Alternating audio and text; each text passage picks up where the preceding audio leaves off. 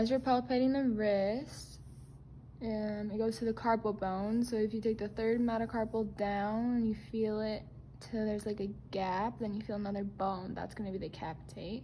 And then towards the thumb, so the next bone over is going to be the trapezoid. And the next bone over, like on the base of your thumb, is the trapezium. And then if you go back to the third metacarpal into the capitate, and then you go over towards the pinky, it's going to be the hamate and then the triquebrium over here. And then if you go back to the capitate, right below and towards the thumb is the lunate. And if you go back to the capitate, below and towards the pinky, that is the scaphoid. And then if you go from the third metacarpal down to the capitate, down further and towards the thumb area, it is going to be the scaphoid.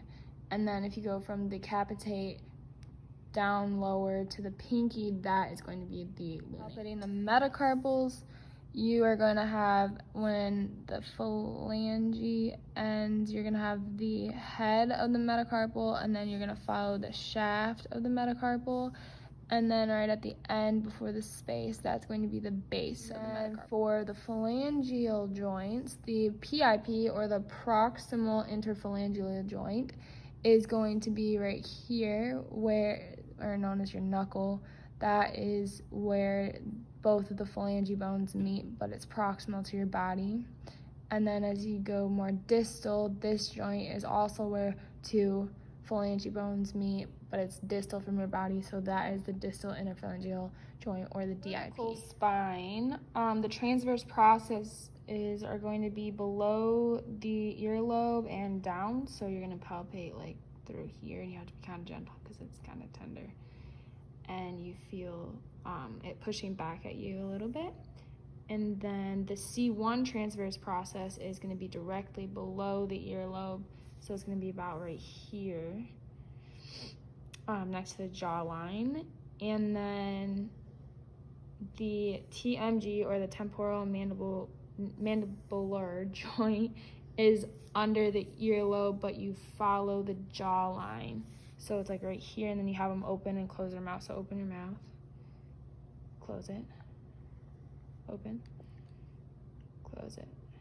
And his pops, so that's probably not good. So this is gonna be directly posterior to the earlobe, and you can kind of feel it pushing back at you. And the articular pillars, it's gonna be in the space in between the transverse processes and then the spinous processes. So transverse processes are right through here.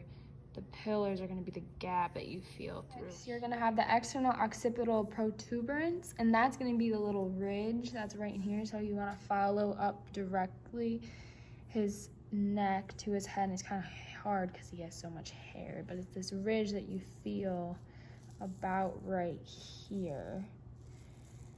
As you go from the center of the neck, or from the external occipital line, you move your way down the center of the neck, and as you do that, you can feel the spinous processes of the cervical.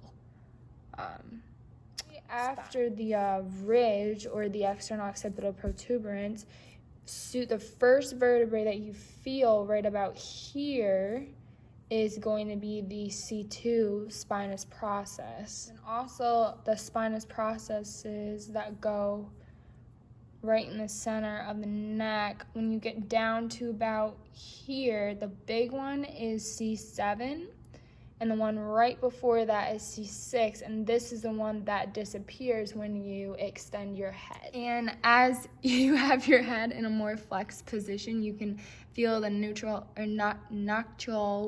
ligament, and this is the ligament that runs straight in a line with the spinous processes of the cervical spine.